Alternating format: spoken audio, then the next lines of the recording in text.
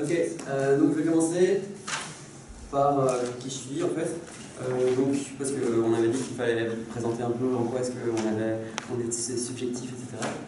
Donc moi, je suis plutôt issu de la classe bourgeoise et mes parents sont économistes. Et je viens d'un milieu assez chrétien, enfin j'ai été baptisé, communié, confirmation, tout ça, j'étais dans une école chrétienne. Et ça m'a posé un peu de problème quand j'ai fait ce boulot, parce que je vais parler un peu de vice et de vertu, et donc voilà, moi j'ai grandi dans un monde où on est vraiment encastré dans le vice et la vertu, etc. Donc vous allez voir, de temps en temps, je me sens un petit peu étonné. Et aussi, voilà, la raison aussi pour laquelle je me filme, c'est parce que j'ai fait aussi un truc en philo sur le véganisme, et je me suis filmé et j'ai vu à quel point j'avais tendance à être vachement influencé par ce que je consommais comme vidéo, etc. Je regarde beaucoup de vidéos, en fait, j'ai remarqué sur des gens qui ont tendance à être un peu des gourous. Du coup, je vais avoir tendance à dire... hier, je parlais à une pote qui avait des problèmes et je disais « Ouais, il suffirait que tu fasses, il suffirait que tu fasses. » Ou alors « Ouais, ton problème vient de ça, c'est ça. » Donc, j'ai tendance à aussi emprunter un ton de gourou. Voilà, désolé. Donc ça c'est fait, je vais vous parler du sujet que je vais aborder, qui est essentiellement, qui gravite autour d'un livre, qui est La part maudite de Georges Bataille. Et en fait,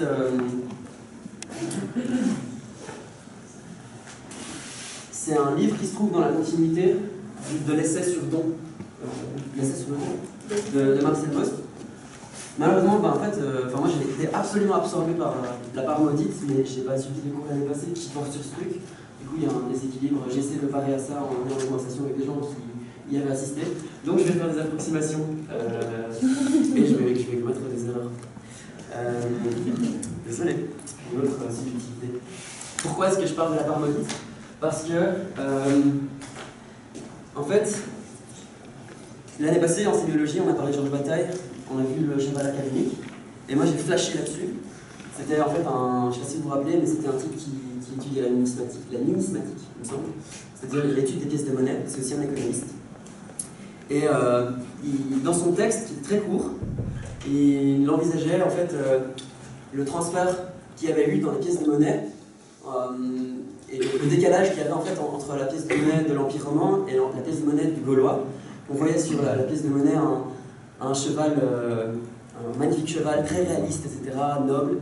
Et puis sur la pièce de monnaie gauloise, on voyait une sorte d'abstraction de cheval hyper étrange, abstraite et en fait assez surprenante pour l'époque, parce qu'on a tendance à penser que l'abstraction est née il n'y a pas longtemps. Donc voilà, moi j'avais réfléchi là-dessus. Du coup j'ai téléchargé, j'ai vu qu'il y avait un PDF gratos sur internet, La part maudite, de Georges Bataille, et je l'ai lu ces vacances. Ce qui fait que, en fait, je suis assez content parce que ce texte a eu une emprise sur moi sur le début de rentrée, parce que ça fait 4 mois que j'ai lu. Du coup, en fait, j'ai vu qu'il y avait une sorte de décalage qui s'opérait dans la manière avec laquelle j'envisageais le réel. C'est pour ça aussi, ça m'a beaucoup plu les lectures qu'on a sur un appartement sur Uranus, parce que c'est par petits bouts, et en effet, parfois on tombe sur des phrases qui nous font changer d'avis sur les choses, etc. Et la part maudite, ça m'a vraiment... J'ai eu ces sentiments-là, en fait. Donc, moi, j'aimerais vous partager surtout les clés de lecture, en fait, de ce texte qui me permettent parfois de lire ce que j'entends autrement, d'envisager les choses autrement. Donc, je vais démarrer sur le chapitre de vous et un extrait. Ah oui, aussi, la manière avec laquelle je vais faire cet exposé, c'est très en accord avec le texte en lui-même, qui est assez éclaté. Il y a une sorte de fil rouge étrange. Georges Bataille, à la base, il a quand même une formation, on va dire, strictement académique, etc. Mais c'est quelqu'un qui parle beaucoup d'instinct. Et c'est pour ça aussi que je vous dis qu'en fait, il a un petit peu un ton de gourou. Il a l'impression d'avoir trouvé une sorte de vérité universelle, d'avoir accès justement à une sorte de décalage. Il a l'impression d'avoir trouvé quelque chose qui lui permet de décoder le réel et de faire sens. Donc voilà, il faut faire attention avec ça. Moi, ça m'a beaucoup plu. Tout effort particulier doit être réductible pour être valable aux nécessités fondamentales de la production et de la conservation. Le plaisir qu'il s'agisse d'art, de débauche admise ou de jeu, est réduit en définitive, dans les représentations intellectuelles qui ont cours, à une concession, c'est-à-dire à un délassement dont le rôle serait subsidiaire. La part la plus appréciable de la vie est donnée comme la condition, parfois comme la condition regrettable, de l'activité sociale productive. Il est vrai que l'expérience personnelle, s'il s'agit d'un homme juvénile, capable de gaspiller et de détruire sans raison, dément chaque fois cette conception misérable. Mais alors même qu'il se prodigue et se détruit sans en tenir le moindre compte, le plus lucide ignore pourquoi ou s'imagine malade. Il est incapable de justifier utilitairement sa conduite et l'idée ne lui vient pas qu'une société humaine puisse avoir comme lui intérêt à des pertes considérables, à des catastrophes qui provoquent conformément à des besoins définis, des dépressions tumultueuses, des crises d'angoisse et en dernière analyse un certain état orgiaque.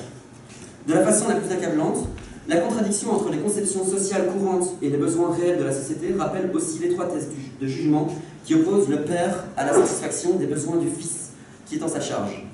Cette étroitesse est telle qu'il est impossible au fils d'exprimer sa volonté. La sollicitude à demi malveillante de son père porte sur le logement, les vêtements, la nourriture, la rigueur, sur quelques distractions anodines. Mais il n'a même pas le droit de parler de ce qui lui donne la fièvre.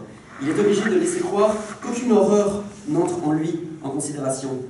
À cet égard, il est triste de dire que l'humanité consciente est restée mineure. Elle se reconnaît le droit d'acquérir, de conserver ou de consommer rationnellement, mais elle exclut, en principe, la dépense improductive. Donc en fait, dans cette petite intro, qui est assez, on va dire, imperméable, il y a quand même l'essence de ce dont je vais parler plus tard, qui est que, en fait, la part maudite, le titre du livre, parle en fait de ce dont je viens de parler, c'est-à-dire que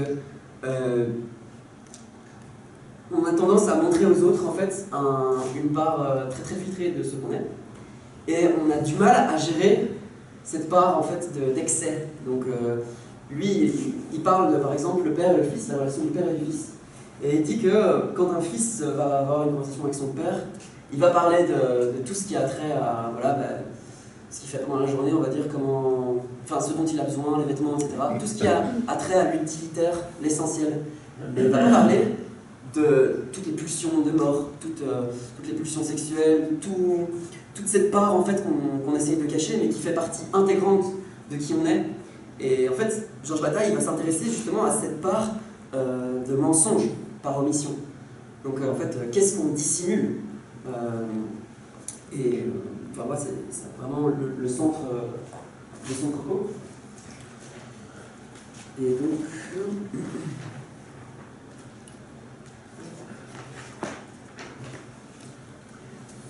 Le principe de la perte. Les dépenses dites improductives, le luxe, les deuils, les guerres, les cultes, les constructions de monuments somptuaires, les jeux, les spectacles, les airs, l'activité sexuelle perverse, c'est-à-dire détournée de la finalité génitale, représentent autant d'activités qui, tout au moins dans les conditions primitives, ont leur fin en elles-mêmes. C'est là qu'il parle en fait il commence à avancer la thèse principale de son texte, qui porte sur la perte, la notion de dépense. C'est pour ça qu'en fait, après, je vais enchaîner sur le sacrifice. C'est parce que pour lui, sa pensée centrale, tout simplement, c'est que la perte fait partie inhérente de la société. C'est en fait, on reçoit, voilà, en fait, il parle beaucoup du soleil aussi, on reçoit du soleil une énergie excédentaire. Il nous envoie énormément de rayons, énormément d'énergie. On va parvenir à utiliser cette énergie solaire sous la forme d'agriculture, etc. On transforme l'énergie solaire en bouffe, on mange cette bouffe. On utilise cette énergie solaire, par exemple, pour recueillir de l'énergie sous la forme de l'énergie photovoltaïque, ou alors l'énergie qui est issue de l'activité éolienne. Les vents sont aussi provoqués par les courants solaires, ou alors par l'activité des marées, tout ça, etc. On reçoit de l'énergie. Mais qu'est-ce qu'on fait de la partie excédentaire? Parce qu'en fait, la vie fonctionne, et ça c'est sa thèse aussi, c'est que la vie fonctionne sur base d'énergie excédentaire. Pour ça, il faut que j'introduise le principe d'économie générale. En gros, il va fonctionner, c'est un économiste de base, et lui, il est persuadé que la plupart des maux auxquels on est confronté sont issus du fait qu'on a du mal à dézoomer de la situation. C'est-à-dire que par exemple, les économistes, ils vont voir, en fait, ils vont surtout faire attention aux échanges d'argent, surtout dans le pays, surtout dans leur section. Et lui, il dit, non, non, non, l'économie doit en fait prendre en compte tous les échanges, tous les flux, doit prendre en compte l'anthropologie, la religion, la culture, etc. Et donc voilà, je reviens sur le soleil. Donc le soleil, en fait, va nous envoyer, et ça ça fait appel, en fait, le soleil, c'est celui qui donne mais ne reçoit pas. En fait, vous avez étudié l'essai sur le don, le contre-don, etc., un échange. Le soleil, c'est vraiment la noblesse même, c'est le sacré, quoi. Il nous fournit de l'énergie, et en échange, on ne lui fournit rien. Et donc, en fait, c'est aussi pour ça qu'il y a beaucoup de traditions, beaucoup de rites par rapport au soleil qui essayent finalement de remercier le soleil d'une manière ou d'une autre, de manière symbolique. Parce que c'est très compliqué, en fait, de remercier le soleil de manière physique. Comment est-ce qu'on pourrait remercier le soleil de manière physique? Ben, le soleil, il consomme de l'hydrogène qui transforme en hélium, et c'est grâce à ça, en fait, qu'il y a le principe de fusion. Et c'est pour ça qu'il envoie l'énergie des vents solaires, etc. Donc si on devait remercier le soleil techniquement de manière physique, il faudrait qu'on lui envoie une fusée avec énormément d'hydrogène, parce que c'est ce dont le soleil a besoin, puisqu'il consomme de l'hydrogène. Si on devait vraiment remercier le soleil, on devrait lui envoyer de l'hydrogène, mais on ne le fait pas. Donc, parce que c'est compliqué, surtout quand on est en l'an 4000. Donc qu'est-ce qu'on fait? On fait des rites symboliques pour le remercier. On sacrifie les gens, etc. Merci beaucoup. Et voilà, les cultes exigent un gaspillage sanglant d'hommes et d'animaux de sacrifice. Le sacrifice n'est autre, au sens étymologique du mot, que la production de choses sacrées. Dès l'abord, il apparaît que les choses sacrées sont constituées par une opération de perte. En particulier, le succès du christianisme doit être expliqué par la valeur du thème de la crucifixion infamante du Fils de Dieu, qui porte l'angoisse humaine à une représentation de la perte et de la déchéance sans limite. Alors, là je vais directement enchaîner. Donc en fait, il y a eu un shift. En fait, lui, il est aussi historien, donc il va en fait relire l'histoire à travers le prisme de ce dont je viens de vous expliquer, c'est-à-dire l'importance de la perte et la perte comme étant immanente au fonctionnement de la société. Parce qu'en fait, cet excès d'énergie qu'on reçoit du soleil, si on la dilapide pas, elle nous consume. C'est ça en fait sa thèse. Ça veut dire que si on est dans une dynamique d'excès et que tout d'un coup on a cet excédent d'énergie et qu'on n'arrive pas à la canaliser, elle va nous consumer. D'ailleurs, il dit par exemple la richesse, c'est comme une réserve de munitions. On est assis sur de la dynamite en fait. Si on n'arrive pas à bien canaliser notre excédent, un jour il va nous consumer. Et c'est à ce moment-là que j'ai placé que Georges Bataille s'est ramassé 2 guerres sur la tronche. Donc en fait, ça bouillonne en lui, il essaie d'expliquer comment ça se fait qu'il y a eu autant de sacrifices, en fait, autant de guerres, et comment ça se fait. Pour lui, évidemment, c'est en rapport avec l'industrialisation. C'est-à-dire que l'industrialisation, tout d'un coup, on a eu accès à un excédent jamais précédé. L'industrialisation de l'agriculture provoque des excès mais incroyables. Et en fait, on n'a pas été capable de gérer cet excès, et cet excès nous a brûlés. Et alors, il fait le parallèle souvent avec consommer, consumer. Et moi, je trouve ce parallèle sympa. Tout ce qui est généreux, orgiaque, démesuré, a disparu. Les thèmes de rivalité qui continuent à conditionner l'activité individuelle se développent dans l'obscurité et ressemblent à des irritations honteuses. Les représentants de la bourgeoisie ont adopté une allure effacée. L'étalage de richesse se fait maintenant derrière les murs, conformément à des conventions chargées d'ennui et déprimantes. De plus, les bourgeois de la classe moyenne, les employés, les petits commerçants, en accédant à une fortune médiocre ou infime, ont achevé d'avilir la dépense ostentatoire qui a subi une sorte de lotissement et dont il ne reste plus qu'une multitude d'efforts vaniteux liés à des rancœurs fastidieuses. Là, on l'a vu l'année passée. Qu'est-ce qu'il parle? Il parle en fait de la manière avec laquelle la bourgeoisie gère l'excès. Parce qu'en fait, la bourgeoisie est tout aussi concernée par l'excès que la noblesse. Et là, je vais juste vous rappeler de le faire. Comment ça se passait selon Georges Bataille avant? En fait, on était dans un système régi par la noblesse. Et la noblesse, comment est-ce qu'elle faisait pour gérer son excédent solaire? Donc, en fait, elle, on va dire, sous-traitait énormément de paysans qui allaient lui rapporter tout leur excès à eux. Elle allait collecter ces excès-là et les dilapider dans leur quotidien, mais aussi, il ne faut pas l'oublier, et ça en fait on ne mentionne pas assez, c'est qu'ils organisaient des banquets de ouf. En fait, ils organisaient des banquets de malades, des soirées voilà, vraiment mémorables. Et pendant cette courte période de faste, en fait, ils sacrifiaient énormément de l'argent qui leur était rapporté toute l'année par les paysans. En fait, les paysans, une partie de la contrepartie, pourquoi est-ce que les paysans, finalement, on est resté autant de temps dans ce système de noblesse sans qu'il y ait de révolution? Parce que les paysans étaient satisfaits sous la manière de fêtes, enfin, grâce, en fait, sous prétexte qu'on les divertissait, ça permettait en fait d'évacuer cet excédent, etc. Et qu'est-ce qui s'est passé? Il y a eu un shift. Tout d'un coup, l'apparition de la bourgeoisie a fait en sorte que, selon Bataille, je cite, que les personnes, en fait, tout d'un coup, cessaient de distribuer leur excédent et plutôt les gardaient pour eux. Et donc, en fait, d'où en fait, la haine continuelle de la bourgeoisie, etc. Et par exemple, on a vu l'année passée, enfin, ça m'a rappelé, l'histoire de Florence, de l'histoire de l'art à Florence. En fait, les bourgeois de Florence achetaient des peintures à un prix d'or, et ces peintures, on nous l'a dit, restaient à l'intérieur du bâtiment, en fait, de leur bâtiment, de leur maison. C'était pas des peintures ouvertes à tout public. C'était pas des musées. Il y a très peu de personnes qui pouvaient aller voir ces œuvres d'art.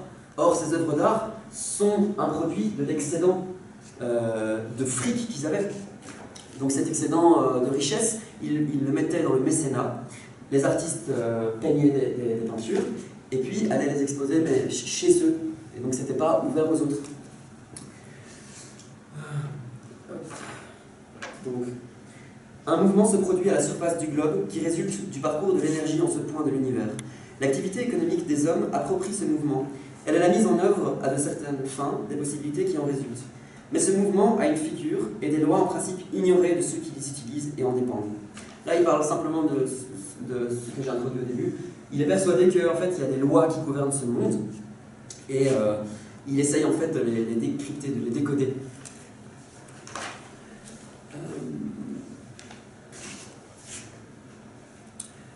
La situation que détermine l'un reçoit en principe plus d'énergie qu'il est nécessaire au maintien de la vie. L'énergie, la richesse excédente, peut être utilisée à la croissance d'un système, par exemple un organisme. Si le système ne peut plus croître, ou si l'excédent ne peut en entier être absorbé dans sa croissance, il faut nécessairement le perdre sans profit, le dépenser, volontiers ou non, glorieusement, ou sinon de façon catastrophique. Donc là, il avance toujours le même thème, hein. Sauf que là, il parle de la croissance et de la reproduction. En fait, une partie significative de l'énergie qu'on reçoit du soleil est distribuée avant tout dans la croissance et dans la reproduction. Non, évidemment d'abord dans le maintien de la vie, évidemment, c'est-à-dire l'énergie essentielle, les besoins fondamentaux, et ensuite, une fois que ça c'est rempli, il y a la croissance et la reproduction. Maintenant, si vous examinez ce que c'est un arbre, en fait, un arbre, il a besoin de vraiment très peu d'énergie pour se maintenir en vie. Très peu. Par contre, quand vous voyez l'énergie qu'il met dans sa croissance ou l'énergie qu'il met dans sa reproduction, elle est immensissime. Et en fait, chez nous, donc chez les humains, on observe la même chose. Et voilà, en fait, là je vais partir un peu à la dérive, je vous préviens. Mais quand on voit la croissance que nous on a à notre époque, qu'est-ce qui se passe? Ok, on est, etc. Et quand on mange, en fait, une partie énorme de cette énergie va servir à ce que notre corps change de manière étrange. Et en fait, arrivé au moment de l'adolescence, tout d'un coup, quand on mange, il y a un immense changement. Parce que on a cessé de croître. Ça veut dire que notre corps est arrivé sur un palier. Or, on continue de consommer de la bouffe, on continue en fait notre train-train quotidien, mais il y a une création d'excédent qui est immense en fait. Et moi, j'ai trouvé ce texte intéressant parce qu'il, pas explicitement, mais moi, je trouve qu'il décrit vraiment cette tension qu'on peut avoir à l'adolescence de cette énergie excédentaire et de quoi en faire. Et je trouve que ça décrit vraiment les maux de la société parce que tout d'un coup, on se retrouve à 18-20 ans, on a cessé de croître et en fait aussi on ne peut pas encore se reproduire. C'est-à-dire que dans notre société c'est compliqué de se reproduire à 18 ans. Or si on pouvait se reproduire, disons, comme le font les animaux et les plantes, l'énergie excédentaire passerait dans la reproduction, on devrait s'occuper des gosses, ce qui est une dépense d'énergie folle, et donc cet excédent est parti. Or, maintenant, quand on a plus de temps, on cesse de croître, on cesse de reproduire, et on s'assied dans une classe, on s'assied dans un auditoire. C'est-à-dire qu'on arrive à un moment où l'énergie excédentaire culmine, et pourtant, on nous demande d'être immobile. Et donc, ça crée des immenses maux, ça crée des angoisses. Et en fait, et c'est là que naissent énormément de rites, de création de sacrés, de sacrifices, mais qu'on nous cache, en fait, qui sont dits à demi-mot et qui sont honteux. Je parle de toutes les pratiques fétichistes. Je parle aussi, par exemple, du baptême à l'université. Le rite du baptême à l'université peut être expliqué comme ça. Pourquoi est-ce que les gens... Vous connaissez le baptême belge? Non? Ben, en fait, quand tu arrives à l'université, à 18 ans, tu as énormément de pratiques qui sont censées, en fait, t'accoutumer à la domination. C'est-à-dire qu'on va te demander d'être à genoux, on va te demander de faire des choses honteuses, on va te demander de consommer des choses dégueulasses, des croquettes pour chat, mais c'est encore rien par rapport à ce que certaines facultés autorisent. Et ça, en fait, si vous lisez Georges Bataille, c'est assez émouvant, parce que c'est en fait de l'énergie excédentaire non canalisée. C'est un petit peu, ça c'est mon point de vue, mais c'est assez catastrophique par rapport à ce qui pourrait être fait de cette énergie excédentaire, comment est-ce qu'on pourrait la canaliser autrement.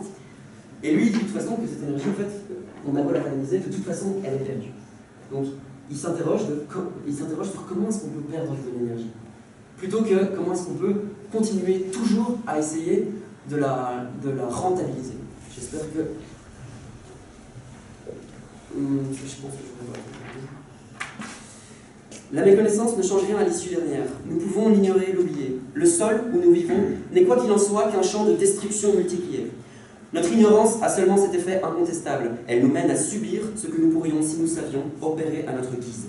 Elle nous prive du choix d'une exsudation qui pourrait nous agréer.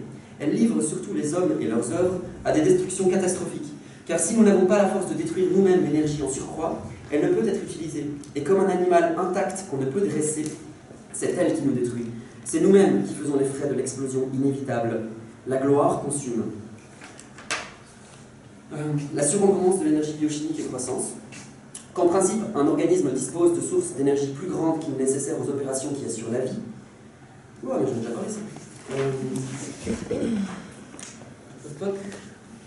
Waouh.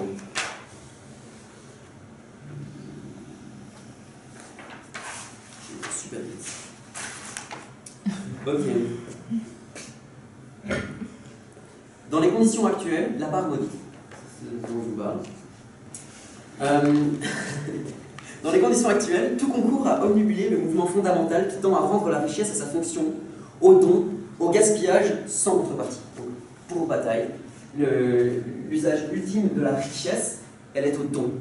Et en fait, c'est maintenant que je vais parler de vice et de vertu.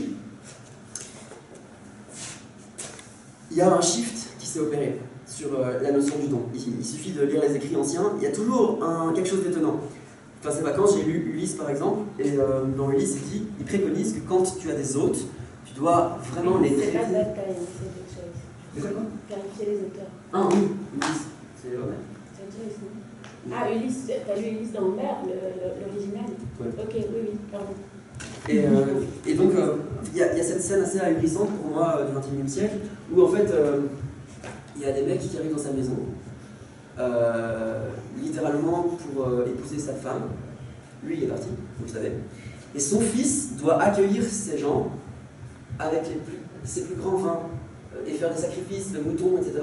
C'est-à-dire que les personnes qui arrivent chez Ulysse, pour convaincre sa femme de les épouser, ils sont accueillis par le fils d'Ulysse avec les plus grands fastes, donc c'est-à-dire avec banquet toutes les nuits, etc.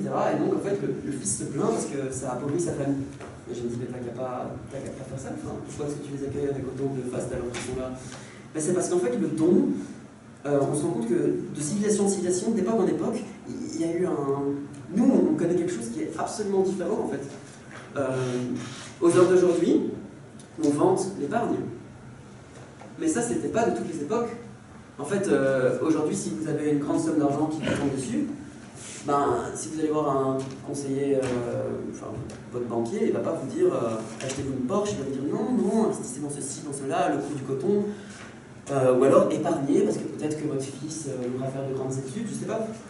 Mais cette notion-là d'épargne et d'investissement, elle est assez récente en fait. On se rend compte qu'on était beaucoup plus dans la dilapidation avant, surtout vis-à-vis de cette notion de don à l'autre, etc. cette notion a changé. Et je parle des vices et des vertus parce qu'en fait, un autre vice d'avant, c'était l'homosexualité. Et aujourd'hui, si on dit que l'homosexualité est un vice, mais c'est un vice. Je dois le dire.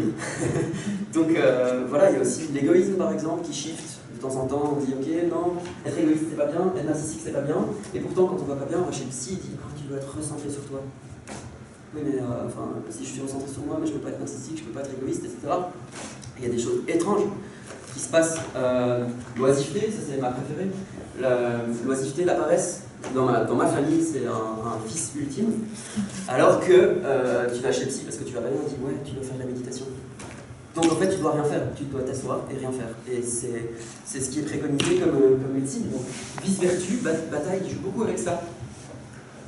Et je trouve que ça octroie une certaine forme de liberté. C'est dangereux, parce que ça veut dire qu'on doit se questionner des choses qui... Moi maintenant, je me pose souvent la question, est-ce que c'est un vice, est-ce que c'est une vertu? Je pense que je devrais sortir de ces termes-là, mais c'est difficile parce que moi j'ai grandi avec. Et donc, par exemple, cette caméra-là, je me dis, ouais, maintenant je vais me filmer pendant que je parle, c'est le mec qui a la grosse tête, quoi. Et je me dis, écoute, comme ça je pourrais voir si je dis des conneries. Donc, mais cette atmosphère de malédiction suppose l'angoisse, et l'angoisse de son côté signifie l'absence ou la faiblesse de la pression exercée par l'exubérance de la vie. L'angoisse a lieu lorsque l'angoissé n'est pas lui-même tendu par le sentiment d'une surabondance. C'est précisément ce qui annonce la signification isolée, individuelle de l'angoisse. Il ne peut y avoir angoisse que d'un point de vue personnel, particulier, radicalement contraire au point de vue général, fondé sur l'exubérance de la matière vivante en son ensemble. L'angoisse est vide de sens pour celui qui déborde de vie, et pour l'ensemble de la vie qui est un débordement par essence. Et en fait, donc l'angoisse elle est assez récente. Je trouve que c'est une maladie assez récente. Enfin, on parle par exemple du spleen, etc. Il y a des sortes de maladies mentales qui sont apparues assez récemment. Quand je dis maladie mentale, c'est pas une maladie mentale, hein, mais je sais pas comment exprimer. Et je trouve que Bataille, il donne vraiment une assez chouette réponse à ça. Cette incapacité de gérer nos excès, ou au contraire, en fait, cette incapacité de gérer la déprime, l'absence d'excès. Et comment se situer en fait dans le flux d'énergie solaire. Parce que lui, en fait, essentiellement, ce dont il parle, c'est que le soleil nous apporte de l'énergie, et généralement, cette énergie est en excès, et de temps en temps, par ignorance ou par mensonge, on se retrouve soit en excès d'énergie, soit en perte d'énergie. Et comment gérer cet excès? Quand vous êtes angoissé, vous allez avoir des pratiques. Vous allez, par exemple, aller au magasin et acheter plein de trucs. L'achat compulsif, c'est une canalisation, mauvaise, j'en sais rien, mais peut-être pas top, de votre excédent. Parce que ça mène à la ruine parfois. Vous allez faire des paris, vous allez... j'ai un exemple. Ok, mais ça me mène à une autre notion, c'est que, en fait, et après je pense que je vais terminer, c'est que... Je suis dans le temps? Oui, après, de toute façon, ça m'est arrivé. Donc, oui, on a tout à fait. Ok, en gros, une autre chose qui est assez compliquée à expliquer, c'est que je vous dis qu'on est en excès, mais à l'échelle individuelle, on n'a pas trop l'impression d'être en excès. Dans le sens, il y a beaucoup de gens qui sont broke, par exemple, des gens qui galèrent, et moi je vous dis on est en excès.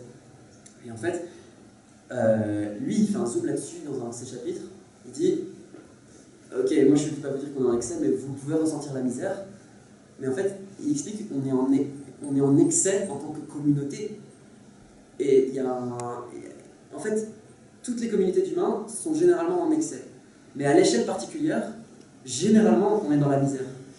Et donc, il explique qu'il y a une sorte de décalage entre ces deux notions. Par exemple, je prends un exemple très concret et actuel. L'agriculture est une pratique commune. Enfin, c'est-à-dire que l'agriculture maintenant, elle a été, comme on dit, on a rassemblé, enfin, on a enlevé toutes les barrières des champs, on a rassemblé les champs en des exploitations gérées par... c'est un nom, ça.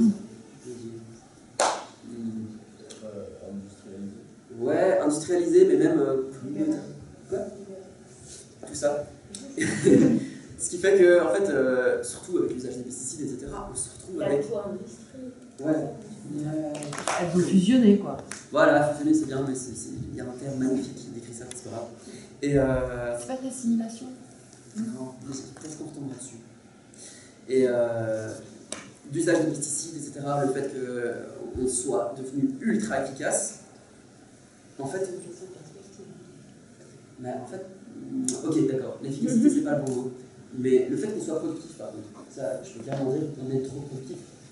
Parce que, je prends un pays, l'Europe c'est pas mal, mais l'Amérique c'est encore pire.